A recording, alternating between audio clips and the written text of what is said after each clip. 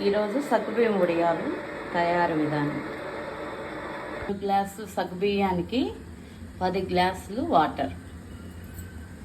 వాటర్లోనే సాల్ట్, ఉప్పు కావాల్సినంత, ఎక్కువ వేసుకోవద్దు, మళ్ళీ ఉప్పు కసం అయిపోతాయి వడియాలు. కొంచెం వాటర్ కాగాక సగ్గుబియ్యం పోసుకుందాము. పక్కన కొంచెం వాటర్ పెట్టుకున్నాను, తక్కువైతే పోసుకునేదానికి. ఇవి రాత్రే నానబెట్టేసుకున్నానండి. సగ్గుబియ్యము మెత్తగా నానిపోయాయి.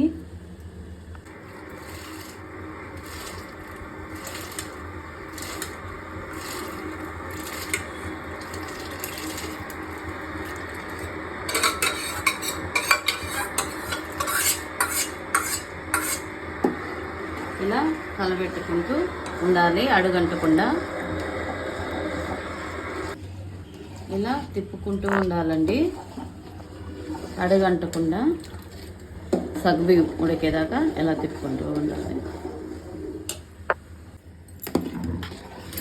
ఇలా కలబెట్టుకుంటూ ఉండాలా. ఇప్పుడు దాంట్లో జీలకర్ర,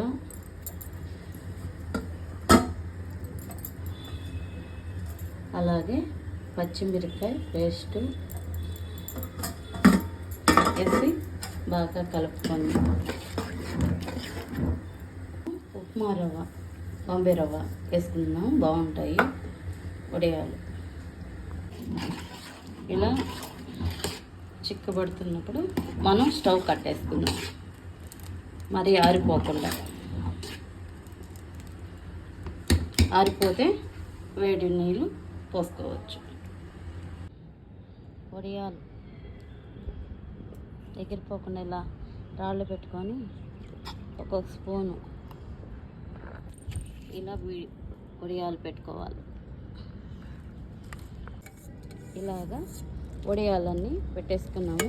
మాకైతే ఇవే వచ్చాయి 2 గ్లాసులు సగ్గుబియ్యానికి.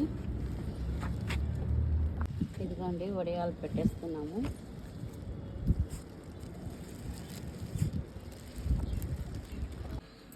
ఇదిగోండి సగ్గుబియ్యం వడియాలు రెడీ అయిపోయాయి.